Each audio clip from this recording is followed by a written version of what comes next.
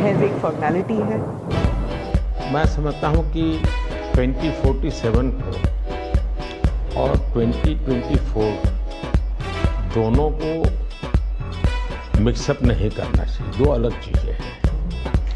जब देश आज़ादी के 75 साल अमृत महोत्सव मना रहा था, उसी समय मैंने ये विषय सबके सामने रखना शुरू किया था, आज से 1-2 साल पहले।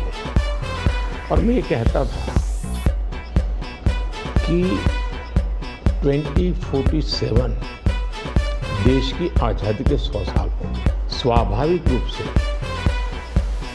ऐसे जो माइलस्टोन होते हैं वो एक प्रकार से नया उत्साह भरते हैं, नए संकल्प के लिए व्यक्ति को तैयार करते हैं। और उस अर्थ में मेरा मत था कि एक मौका है, 75 साल पर हम खड़े हैं, 100 साल पहुंचने वाले हैं, इस 25 साल का सर्वाधिक उपयोग कैसे करें। हर इंस्टीट्यूशन, हर कोई अपना एक लक्ष्य बनाए कि मैं अपना गांव का प्रधान हूं, 2047 तक मेरे गांव में इतना तो मैं करूंगा। आरबीआई को मतलब मैं कार्यक्रम में अभी गया, 90 साल का उनका कार्यक्रम। तो मैंने कहा कि 10 साल बहुत महत्वपूर्ण है, आपके 100 साल होंगे, इस पर अभी से सोचिए। तो मेरे मन में 2047 ये भारत की आज़ादी के 100 साल और देश में एक प्रेरणा जगनी चाहिए। और आज़ादी के 100 साल अपने आप एक बहुत इंस्पिरेशन किसी व्यक्ति की जरूरत है। तो एक पार्ट तो वो, दूसरा है 2024। 2024 ये चुनाव का हमारा जो क्रम है 5 साल का, उसके हिसाब से वो आया हुआ क्रम है। और मैं मानता हूँ कि चुनाव ऑल टुगेदर डिफरेंट थिंग है। एक तरफ चुनाव में आप देखते हैं, लोकतंत्र में चुनाव को हमने लाइट नहीं लेना चाहिए। ये बहुत बड़ा महापर्व है और इसलिए मेरा तो मत है कि उसको उत्सव के रूप में मनाना चाहिए। उससे जैसे स्पोर्ट्स, उसका जब फेस्टिवल होता है, स्पोर्ट्स इवेंट होता है, वो स्पोर्ट्समैन स्पिरिट को पैदा करता है, प्रतिस्पर्धा। जब खेल का मैदान होता है तो देखने वाले, खेलने वाले स्पोर्ट्समैन स्पिरिट का एक एनवायरनमेंट क्रिएट होता है जो हमारे संस्कार बन जाते हैं। चुनाव का ये माहौल अगर हम उत्सव में पलट दें, लोकोत्सव बना दें, तो हमारी रगों में, डेमोक्रेसी आने वाली पीढ़ियों के रगों में वो संस्कार बन जाते हैं। और लोकतंत्र के लिए बहुत आवश्यक है कि लोकतंत्र ये सिर्फ संविधान की सीमाओं में नहीं बंधना चाहिए, हमारी रगों में होना चाहिए, हमारे संस्कार में होना चाहिए।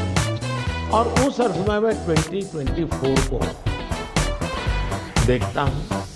ये बात सही है कि हमारा 25 साल का विजन, और उसमें मैंने बहुत काम किया है और ये आज कर रहा हूँ ऐसा नहीं है। शायद मैं जब गुजरात में था तब भी उस दिशा में सोचता था। अब देखिए 2024 का चुनाव तो देश के सामने एक अवसर है कि एक कांग्रेस सरकार का मॉडल और एक बीजेपी सरकार का मॉडल, उनका 5-6 दशक का काम, मैं उनके लिए बहुत खुला मैदान छोड़ता हूँ। 5-6 दशक का और मेरा सिर्फ 10 साल का काम। कंपैरिजन कीजिए, किसी भी क्षेत्र में कंपैरिजन कीजिए, अगर कुछ कमियां होगी तो भी हमारी एफर्ट्स में कमी नहीं रही होगी। दूसरा, मुझे 10 साल में 2 साल तो कोविड की लड़ाई में जाना पड़ा और आफ्टर इफेक्ट भी बहुत था। फिर भी आज हम कंपैरेटिवली देश को स्पीड कहो, स्केल कहो, सर्वांगीण विकास की बात करें तो वो कहें, सर्व समावेशक विकास की बात कहें तो वो देखें, हर पैरामीटर आपको कांग्रेस के मॉडल से एक ऐसा मॉडल नजर आ रहा है कि हाँ, इस रास्ते पर हम चलेंगे इतनी गति से, और गति और बढ़ानी है। मुझे अगले टर्म में गति भी बढ़ानी है और स्केल भी बढ़ाना है, वो तो मेरा लक्ष्य ही है। दूसरा आप देखेंगे कि जब देश चलाने की देशवासी जिम्मेवारी देते हैं तो आपका सिंगल माइंडेड फोकस होना चाहिए। देश के लोग दुर्भाग्य से पहले की राजनीतिक कल्चर में परिवार को कैसे मजबूत बनाना, परिवार की जड़ों को कोई उखाड़ न दे, उसी में शक्ति लगा देते हैं। जबकि मैं देश मजबूत इसी एक लक्ष्य को लेकर के काम कर रहा हूं। मेरी सरकार पूरी उस लक्ष्य को लेकर काम कर रही है। और जब देश मजबूत होता है तो हर कोई उसका बेनिफिशियरी संतोष अनुभव करता है। कहा यार कुछ तो हो रहा है, मेहनत तो कर रहा है, ईमानदारी से कर रहा है, इन चीज़ों का इम्पैक्ट होता है। तो 2024 ये चुनाव है और चुनाव का मैदान है, तो हम एक अपने ट्रैक रिकॉर्ड को लेकर के गए हैं और वे अपने ट्रैक रिकॉर्ड को लेकर के आए हैं। अब प्रधानमंत्री जी, आपने दो चीज़ों का जिक्र किया जिसके बारे में पूछना चाहूँगी। एक तो वो जब RBI में जब आपने कहा 2014 विजन वगैरह की बात कर रहे थे, तो जब आप कहते हैं कि ट्रेलर है, आपके स्पीचेस में कहते हैं अभी जो ट्रेलर है मैं बहुत कुछ करने वाला हूँ, तो एक कस्बा होता है जो थोड़ा नर्वस हो जाता है कि करने क्या वाले हैं मोदी जी। एक वो नर्वस होते हैं, जो दूसरी जिनका विश्वास आप पर पूर्ण तरह है, वो सोचते हैं कि हाँ अभी और काम बाकी है और मोदी जी उसे अंजाम देने वाले हैं। तो दोनों के लिए आप अगर हमें बताएं कि विजन क्या है कि 2047 तक किस तरह ये विजन सक्सेसफुल होगा, क्या आपका गेम प्लान है? जब मैं कहता हूँ कि मेरे मन में बहुत बड़े बड़े प्लान हैं और उसके लिए बहुत बड़े बड़े फैसले, किसी को डरने की जरूरत नहीं है। मेरे निर्णय किसी को डराने के लिए नहीं, किसी को दबाने के लिए भी नहीं। मेरे निर्णय देश के सर्वांगीण विकास के लिए,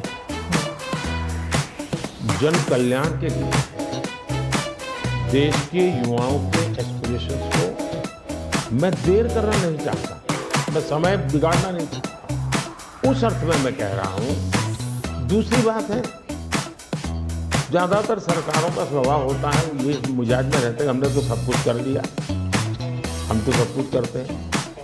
मैं नहीं मानता हूँ मैंने सब कुछ कर लिया। मैंने ज़्यादा से ज़्यादा करने का प्रयास किया है, सही दिशा में जाने का प्रयास किया है। फिर भी बहुत कुछ है जो मुझे अभी भी करना है, क्योंकि मैं देखता हूँ मेरे देश की कितनी आवश्यकता है। हर परिवार का सपना, वो सपना कैसे पूरा हो, ये मेरे दिल में पड़ा। और इसलिए मैं कहता हूँ जो हुआ है वो ट्रेलर है, आपको अच्छा लगा है, लेकिन मैं बहुत अधिक करना चाहता हूँ। उस अर्थ में मैं उस बात को कहता हूँ। दूसरी बात है कि 2047 का जो विजन का सवाल है, एक तो मैं लंबे समय तक मुख्यमंत्री रह करके आया हूँ और मैं अनुभव करता था कि बार बार चुनाव, आचार संहिता, किसी भी राज्य में चुनाव हो तो मेरे राज्य से 30-40 सीनियर अच्छे अफसर ऑब्जर्वर के नाते जाते थे इलेक्शन ड्यूटी, तो 40-50 दिन तक वो बाहर रहते थे। तो मुझे एक चिंता रहती थी कि मैं सरकार कैसे चलाऊं, क्योंकि देश में ऐसे चुनाव होते ही रहते और मेरे ऑब्जर्वर जाते रहते थे। तो फिर मैंने सोचा कि मैं ये इसको वैकेशन नहीं मानता। मैं चुनाव होगा तो उस पीरियड को वैकेशन के रूप में नहीं लूँगा। मैं अफसरों को पहले से काम देता हूँ, वे अगली सरकार के लिए ये काम करूँ। तो मैं उस समय 100 दिन का प्लान करता था। हम उसी पे पूछना था मुझे। हाँ। अभी तो चुनाव हो ही रहे हैं, अभी रिजल्ट भी नहीं आए और आप 100 दिन का प्लान बना रहे हैं। मैं चुनाव में जाने से पहले शुरू किया। हाँ। और दरअसल मैंने कैसे किया कि मैं पिछले 2 साल से 2047 को ध्यान में रख के काम करता हूँ और उसके लिए मैंने देश भर में लोगों के ओपिनियन मांगे, सुझाव मांगे। शायद 15 लाख से अधिक लोगों को मैंने सुझाव दिए कि वो आने वाले 25 साल में हिंदुस्तान को कैसे देखना चाहते हैं। और मैंने सभी यूनिवर्सिटीज़ को कांटेक्ट किया, मैंने अलग अलग एनजीओ को कांटेक्ट किया, संगठनों को, और 15-20 लाख लोग उन्होंने इनपुट दिया। फिर मैंने एआई की मदद लेकर के उसको सब्जेक्ट वाइज बनाया। काफ़ी मैंने टेक्नोलॉजी, आर्टिफिशियल इंटेलिजेंस, हाँ, टेक्नोलॉजी का भरपूर उपयोग किया।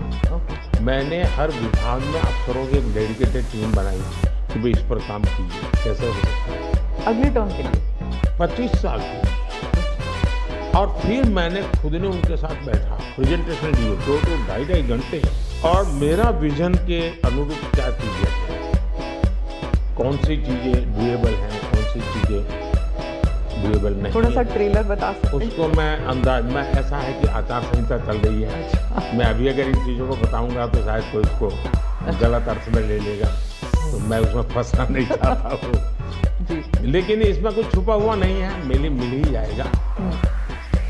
दूसरा मैंने कहा कि मैं चाहता हूँ कि ये जो मैं डॉक्यूमेंट बना रहा हूँ, जो मेरा विजन है, लेकिन वो विजन मोदी की बपौती नहीं है, वो 15-20 लाख लोगों के विचारों को उसमें समाहित किया। एक प्रकार से इसकी ओनरशिप देश की है। 15-20 लाख लोग इनपुट देते हैं, मतलब पूरा देश दे रहा है जी। मैंने क्या किया है कि मैंने उसको अभी डॉक्यूमेंट के रूप में तैयार करवा रहा हूँ। जैसे ही चुनाव प्रक्रिया पूरी हो जाएगी तुरंत उस स्टेट को भेज दिया जाएगा। ओके। मैं चाहूँगा कि स्टेट उस पर काम करे। स्टेट को क्या लगता है, क्या हो सकता है, क्या नहीं। और वो सिर्फ बीजेपी स्टेट्स नहीं है, नहीं नहीं, पूरा देश, ये देश का है, ये भाजपा का नहीं है जी, ये काम देश का है। फिर मैं नीति आयोग की मीटिंग बुलाऊंगा, उसमें इस पर व्यापक चर्चा करूंगा मुख्यमंत्री के साथ, और फिर उसमें से फाइनल चीज बनेगी। दूसरी तरफ मैंने अफसरों को कहा है कि अभी जो हमारे सामने चित्र बना है, जो कुछ भी इनपुट है उसका, और मैंने अपने इनपुट दिए, उसमें से मुझे 3 हिस्सों में काम करना है। एक, बीजेपी का जो मैनिफेस्टो आएगा उसमें से करणीय काम तुरंत कैसे ले सकते हैं। दूसरा, ये जो 25 साल का हमारा जो खाका बना है, जो मेरा अपना विजन है, अभी तो मैं चाहूँगा कि मुझे और भी उसमें क्रिटिकल इनपुट चाहिए। मैं ऐसा नहीं मानता हूँ कि सब कुछ मुझे ही समझ और मुझे ही दिखाए। कोशिश मैंने भारी की, मैंने काफ़ी समय लगाया इसमें। उसको मैं 3 हिस्सों में बांटा, एक 25 साल, उसके लाइट में मेरे नेक्स्ट 5 ईयर, और उसके लाइट में मेरे फर्स्ट 100 डेज।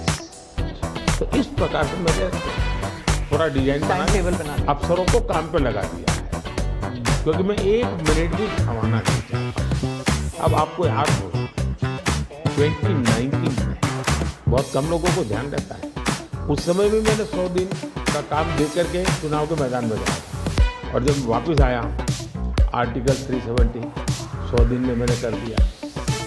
3 तलाक से मेरी बहनों को मुक्ति दिला दी, पहले 100 दिन में किया। UAPA बिल सिक्योरिटी को लेकर के हमने 100 दिन में कर दिया। बैंकों का मर्जर बहुत बड़ा काम था, हमने 100 दिन में किया। इतना ही नहीं, पशु का टीकाकरण, ये कोविड के टीकाकरण की इतनी चल रहा है, मैं देश में पहली बार करीब 15,000 करोड़ रुपया लगा करके पशुओं के टीकाकरण का बड़ा अभियान चला रहा हूँ, और मैंने 19 में पहले 100 दिन में किया था। तो मैं 100 दिन का क्या काम करना वो FIR नहीं करता, मैं बिल्कुल प्लानिंग करके उसको आधार पर आगे चलाता हूँ। मोदी जी, आपने एक टर्म कॉइन किया है जो बहुत ही लोकप्रिय हो गया है, मोदी की गारंटी। अब चुनाव के वक्त कई लोग कह रहे हैं कि क्या उम्मीदवार जो है वो नॉट इम्पॉर्टेंट है, वोट तो सिर्फ मोदी जी को जा रहा है क्योंकि मोदी जी की गारंटी है। तो इलेक्शन के दौरान ये सब टर्मिनोलॉजी इम्पोर्टेंट होता है। पहली बात है, उम्मीदवार ही नहीं, चुनाव में हर मतदाता इम्पोर्टेंट होता है। चुनाव में बूथ लेवल का कार्यकर्ता भी इम्पोर्टेंट होता है, कैंडिडेट भी उतना ही महत्वपूर्ण होता है। और इसलिए ये कह देना कि और किसी का महत्व नहीं होता है, ये वरना इतना बड़ा चुनाव हो ही नहीं सकता। तो बहुत महत्व है। जहाँ तक गारंटी का सवाल है, आज हमारे यहाँ दुर्भाग्य से शब्दों के प्रति जो कमिटमेंट होना चाहिए, वो एक प्रकार से लग रहा है कि ये तो चलते का नाम गाड़ी, कुछ भी बोल दो, कहीं पर भी बोल दो, कोई जिम्मेवारी नहीं। अब आप देखा होगा इन दिनों एक नेताजी के पुराने ढेर सारे वीडियो बाजार में घूम रहे हैं और उनके एक विचार से दूसरा विचार कितना कॉन्ट्राडिक्टरी है। अब लोग एक साथ देखते हैं, अरे ये आदमी इतना हमें मूर्ख बनाता था, हमारे आंख में धूल चौकता। अभी मैंने एक नेता का भाषण सुना, उन्होंने कहा एक झटके में मैं गरीबी हटा दूंगा। अब जिनको 5-5, 6-6 दशक देश का राज करने को मिला, वो जब आज कहेंगे कि मैं एक झटके में गरीबी हटा दूंगा, तो देश सोचता है ये क्या बोल रहे हैं। तो मुझे लगता है पॉलिटिकल लीडरशिप की क्वेश्चनेबल होती जा रही है। ऐसे में प्राण जाए और वचन न जाए, ये महान परंपरा से हम निकले हुए हैं। मैं मानता हूं नेताओं ने ओनरशिप लेनी चाहिए, जिम्मेवारी लेनी चाहिए। ये मैं जो बोल रहा हूं मतलब मेरी जिम्मेवारी है, ये कोई करेगा ऐसा करेगा ऐसे नहीं करना। और उसमें से मैंने बल दिया है गारंटी का। मैं कमिटमेंट भी करता हूं और उसका मैं ओनरशिप लेता हूं। और जब ओनरशिप लेते हैं तो देश को भरोसा होता है। आज आप देखिए कि हम जो बात कहते हैं उस पर लोगों का भरोसा है। 370 हटाऊंगा, भले हमें पार्टी का जन्म हुआ तब से हम कह रहे थे, हमारे श्यामा प्रसाद मुखर्जी ने बलिदान दिया, लेकिन हम उस पर पक्के मन से लगे हुए। जब मेरा मौका आया मैंने पूरी हिम्मत दिखाई, 370 गई और आज जम्मू कश्मीर का भाग्य बदल गया। 3 तलाक इतने ही चीजों से गुजरा। पॉलिटिकल लीडरशिप डर गए, लोगों को रहा भी इनके ऊपर क्या भरोसा करे। ये तो एक बार एक बोलते दूसरे लोगों का भरोसा तब बनता है, कहेगा यार ये खुद खड़े रहे, ये खड़े रहे। और जाना भी है तो जिम्मेवारी लेकर के जाए, क्योंकि ये था, मैं सोचा था नहीं कर पा रहा हूँ, मैं जा रहा हूँ वापिस। लेकिन भरोसा बहुत बड़ी ताकत है और भारत जैसे देश में ये भरोसा तो मैं अपनी जिम्मेवारी मानता हूँ और इसलिए मैं बार बार गारंटी ये करता हूँ।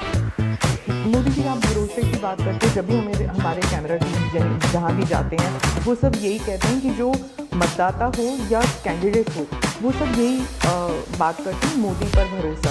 तो have we come to this situation जहाँ पे पहले होते थे बोला जाता था कि Indira is India, India is Indira, और अब है मोदी इज़ भारत, भारत इज़ मोदी।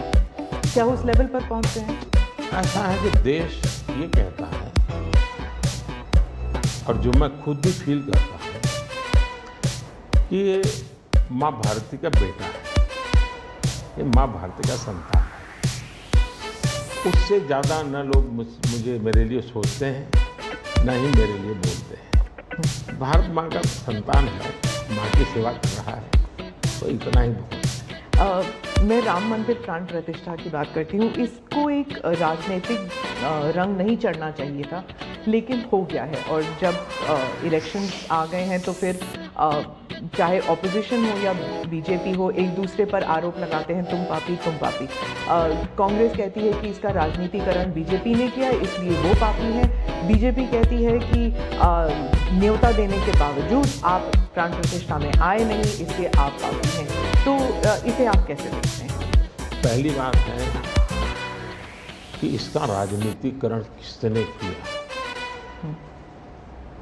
और इसको आज की घटनाओं से मतलब जब हमारा जन्म भी नहीं हुआ, हमारी पार्टी पैदा भी नहीं हुई, उस समय अदालत में मामला निपटाया जा सकता था, समस्या का समाधान हो सकता था। भारत विभाजन हुआ तो विभाजन के समय ये तय कर सकते हैं, चलो भाई इतनी चीज़ें ऐसा कर लो, वो नहीं किया गया। क्यों? ये एक ऐसा हथियार हाथ में है, जो हथियार वोट बैंक पॉलिटिक्स के लिए मजबूती का एक दांव है, इसलिए उसको पकड़ के रखा गया।